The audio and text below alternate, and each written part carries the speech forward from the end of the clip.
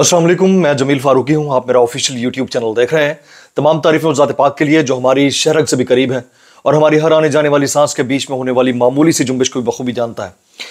और तमाम दुरूद पाक नबी आखिरुज़्ज़मा हज़रत मोहम्मद मुस्तफ़ा अहमद मुज्तबा सल्लल्लाहु अलैहि वसल्लम की ज़ात पाक के ऊपर जो वजह तख्लीक़ कायनात हैं, जिनकी वजह से हम हैं, जिनकी वजह से ये कुल कायनात है।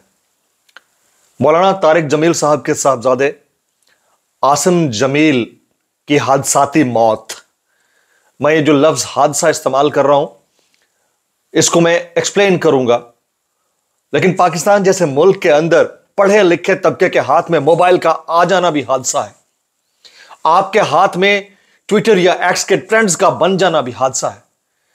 आप हर गम के वाक़े के अंदर एंटरटेनमेंट ढूंढ लेते हैं। आप हर अफसोसनाक सानहे के अंदर एक ऐसी चीज ढूंढ लेते हैं जिससे आपको खेलने का मौका मिल जाता है, सिर्फ अपने व्यूज की खातिर, न्यूज की सेंसेशन की खातिर। आपकी बेगैरती हद दर्जा आसमान की बुलंदियों को छू रही होती है। और यह इस वाक़े के बाद हमने देख लिया है।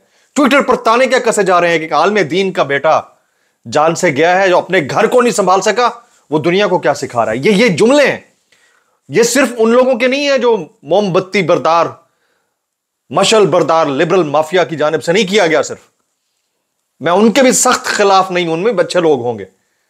यह किया गया पढ़े लिखे उस तबके की जानिब से जो सारा दिन यूट्यूब के ऊपर बैठकर बहस करता रहता है। मौलाना तारिक जमील साहब के जो बड़े साहबजादे हैं, मौलाना यूसुफ जमील साहब, उनका जो स्टेटमेंट आया है वो आपने सुन लिया होगा। मैं फिर आपको वो स्टेटमेंट सुना देता हूं। 10 एक सेकंड में उन्होंने तमाम बात कह दी है। उन्होंने ये बात कह दी है कि वो एक आर्जे में मुब्तला थे, लेकिन मेरे पास उससे भी नेक्स्ट लेवल की इंफॉर्मेशन है। मैं चाहूंगा कि आप उसको सुने, आप उसको अंडरस्टैंड करें और खुद से रियलाइज करें कि क्या ये वाकया कत्ल है, हादसा है, खुदकुशी है, या इस तरह का वाकया आपकी अपनी फैमिली में भी किसी बंदे के साथ हो सकता है। तो खुदारा उस शर्म और हया के लेवल को छूने की कोशिश कीजिए जो किसी भी पढ़ी लिखी सिविलाइज सोसाइटी के अंदर किसी शख्स के अंदर होनी चाहिए। पहले सुनिएगा मौलाना यूसुफ जमील साहब क्या कहते हैं। उनकी बीमारी की शिद्दत की वजह से इलेक्ट्रिक शॉक लगाए जा रहे थे ताकि उनकी डिप्रेशन को, उनकी बीमारी को कंट्रोल किया जा सके, लेकिन उसके बावजूद भी उनको इफ़ाक़ा ना हुआ। और आज के रोज़ वो इत्तेफ़ाकन घर में अकेले थे। अब ये एक भाई हैं जो ये सब कुछ कह रहे हैं, लेकिन मेरे पास मामलात इससे ज़रा डिफरेंट है। उनका जो डिप्रेशन का आर्जा था वो डिप्रेशन नहीं था। सिर्फ आपने इसको बड़े गौर से सुनना है। या आपकी अपनी फैमिली के गिर्द घूमने वाली चीज है, या आपकी अपनी फैमिली में भी किसी के साथ हो सकता है। एक बीमारी है जिसको कहते हैं बाइपोलर डिसऑर्डर। बाइपोलर डिसऑर्डर एक मेडिकल टर्म है जिसमें कोई भी शख्स स्प्लिट पर्सनैलिटी का शिकार हो जाता है। यानी आप एक मौके पर कुछ होते हैं, दूसरे मौके के ऊपर कुछ होते हैं। ये वही समझ सकते हैं जो नफ्सियात को और जहनी अमराज को अंडरस्टैंड करते हैं। हर चीज वो नहीं होती जो आप बकवासियात बैठकर सोशल मीडिया के ऊपर, यूट्यूब के ऊपर कर जाते हैं कि एक आलिम दीन अपने बेटे को नहीं संभाल सका और खुदकुशी से नहीं बचा सका तो वो दुनिया को लेक्चर देता फिर रहा है। यार कोई शर्म, कोई हया नाम की चीज होनी चाहिए। बाइपोलर डिसऑर्डर आपको भी हो सकता है, मुझे भी हो सकता है, मेरी बहन को, मेरे भाई को, मेरे खानदान में किसी को भी हो सकता है। बाइपोलर डिसऑर्डर में आप उस कैफियत से गुजर रहे होते हैं जिसमें आपको पता भी नहीं होता कि आपके पास ऊपर कैफियत तारी क्या है। जब आपको इलेक्ट्रिक शॉक्स लगाए जा रहे हो ताकि आप रिहैब हो सकें, रिहेबिलिटेट होके अपनी जिंदगी में वापस आ सकें, आपको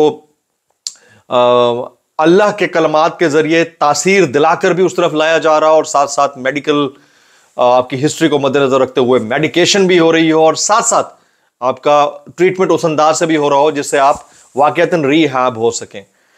तो अब जो लोग वावेला मचाते रहे कि रियासत नाकाम हो गई है लोगों को सिक्योरिटी फराहम करने में, उनका वावेला खत्म हुआ। यानी आपने अफवाहों की बुनियाद के ऊपर, मैंने ये वीडियो मैं रात को 9 बजे भी कर सकता था, मैंने नहीं की। मैंने इसको पूरा टाइम दिया। उसकी वजह यह है मैं अफवाह पर कान नहीं धरना चाहता था, क्योंकि बाज़ औक़ात पुलिस भी एग्जैजरेट कर रही होती है। तो जब तक क्लियर ना हो जाए, जब फैमिली स्टेटमेंट आ गया, फिर मैंने इनसाइड सोर्सेज से ये सारी इंफॉर्मेशन ली कि वाकया असल में हुआ क्या है और ये कितने अरसे से।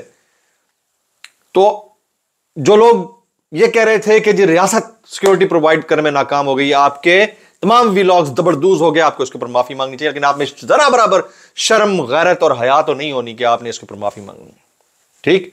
फिर दूसरे किस्म के लोग आ गए जिन्होंने कहा कि जी ये तो खुद से जान लेने की कोशिश थी और उन्होंने खुदकुशी कर ली, और कुछ तो इस हद तक गिर गया कि उन्होंने ड्रग्स की बात करना शुरू कर दी।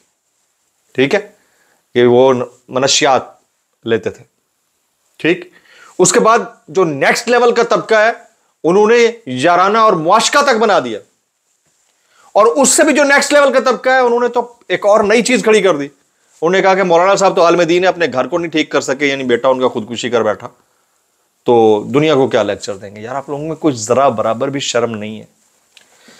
बाइपोलर डिसऑर्डर के अंदर जो शख्स किसी एक पॉइंट पे एक पर्सनैलिटी होता है, वो दूसरे पॉइंट पे दूसरी पर्सनैलिटी होता है, यानी एक वक्त में उसके अंदर दो शख्सियत समा रही होती हैं। आपने अक्सर मूवीज में भी देखा होगा। तो ऐसी कैफियत में कि जब उन्होंने अपनी जान का खात्मा किया है, वो किसी दूसरी पर्सनैलिटी की कैफियत में थे, और एज पर फतवा जात के मुताबिक इस तरह की बीमारी में अगर कोई शख्स मुब्तला है और वो अपने आप को नुकसान पहुंचाता है, तो वो जान लेने के या खुदकुशी के जुमरे में नहीं आएगा। इसको आप कत्ल भी नहीं कह सकते, यह कहलाएगा हादसा, जिसका तज़किरा मौलाना तारिक जमील साहब ने अपने ट्वीट के जरिए कर दिया। अब वो तमाम बेशरम, बेहया, बेगैरत, बदनीयत यूट्यूबर्स, फेसबुकी और एक्स पर ट्वीट करने वाले, आप सबको सबसे पहले माफी मांगनी चाहिए कि आप लोग गलत बयानी से काम लेते हैं, झूठ बोलते हैं, और स्टेट ने जो तमाम कवानीन मुतारिफ कर रखे हैं फेक न्यूज के और गलत बयानी और सेंसेशन फैलाने के, उसके तहत इनके खिलाफ कार्रवाई होनी चाहिए। एटलीस्ट आप लोग माफी तो मांगे ना। आपने दिल दुखाया एक मारूफ आलम दीन, खुदा तर्स आलम दीन, जिनकी गुफ्तगू के अंदर चाशनी और मिठास इतनी होती है कि गैर मुस्लिम भी उनकी तरफ खींचा चला आता है। और it's talk of the town, ये वाली स्टोरी इंडिया से लेकर बांग्लादेश, बांग्लादेश से यूके, यूके से फ्रांस और फ्रांस से पाकिस्तान तक, it's talk of the town. और आप लोगों में जरा बराबर शर्म नहीं है कि आपने यूट्यूब के ऊपर तबाही मचाकर रख दी, आपने फेसबुक के ऊपर और ट्विटर के ऊपर तबाही मचाकर रख दी। ट्रेंड्स के अंदर आप जो बकवासियात और लगवियात बक रहे हैं वो हम सब देख रहे थे। तो हैव सम पेशेंस एटलीस्ट, और वो चीज बताएं जो चीज बताने के लायक है। एक बच्चा जो अच्छा खासा पढ़ा लिखा है और इस आर्जे में मुब्तला था बचपन से, उसको इलेक्ट्रिक शॉक्स के जरिए किसी भी जरिए से ट्रीट करने की कोशिश की जा रही थी। वो जब बाइपोलर डिसऑर्डर के पीक पर पहुंचने के बाद अपनी जिंदगी खत्म करता है, तो उसको आप खुदकुशी नहीं कह सकते, ना ही कत्ल कह सकते। मौलाना तारिक जमील साहब ने जो ट्वीट किया था, वो ट्वीट मैं आपके सामने रखता हूँ। उन्होंने यही कहा कि मैं बहुत रंजो गम में मुब्तला हूँ, और मेरे छोटे साहबजादे आसिम जमील के साथ एक हादसा हुआ, और हादसे में वो अपनी जान गंवा बैठे। अल्लाह पाक उनको जवार रहमत में जगह दे, उनके इसाले सवाब और दर्जात की बुलंदी की दुआ की है, उन्हें दुआ की है, और जन्नत की दुआ की है। क्योंकि देखिए, एक आलम दीन तो कभी भी खुदकुशी या जान लेने के वाक़े के ऊपर ये बात कर ही नहीं सकता। तो करने की जरूरत इसलिए उनको पेश आई क्योंकि ये वाकयातन हादसा है, जिसमें मारने वाले को यह पता ही नहीं है कि मैं कौन हूं और किसको मार रहा हूं। इसको सोचने और समझने की जरूरत है। एक बंदे को पता ही नहीं है कि वो कौन है, किसको मार रहा है और किस कैफियत में है। हमारा एक दोस्त था यूनिवर्सिटी के अंदर, वो बाइपोलर डिसऑर्डर का शिकार था। वो रात में नींद में चलते हुए छत से गिर गया नीचे, सुबह उठा, उसकी दोनों टांगों से पता ही नहीं था कि मेरी टांगें भी टूटी हैं, उसको याद ही नहीं था। एक तो नींद में चलने की बीमारी, ऊपर से बाइपोलर डिसऑर्डर, उसको पता ही नहीं था। और ऐसे में तकलीफ भी कम होती है, जब आंख खुलती है तो फिर पता चलता है अच्छा मैं ये मेरे साथ कोई कर गया है। समझ रहे हैं आप बात को? तो खुदा का वास्ता है, इसमें वावेला मचाने की बजाय रियलिटी चेक करें। और रियलिटी चेक यही है कि उनकी फैमिली के मुताबिक इंतहाई सख्त अर्जे में थे और ये एक हादसा है, इसको हादसा समझा जाए। मौलाना आसिम जमील साहब के दर्जात की बुलंदी की दुआ की जाए, और मौलाना तारिक जमील साहब जिस सदमे से गुजर रहे हैं, अल्लाह पाक उनको इसमें सब्र जमील अता करें। व्लॉग से इतना ही। सब्सक्राइब कीजिए, बेल आइकन हिट कीजिए, दुआ में याद रखिएगा। अस्सलामु अलैकुम वरहमतुल्लाह।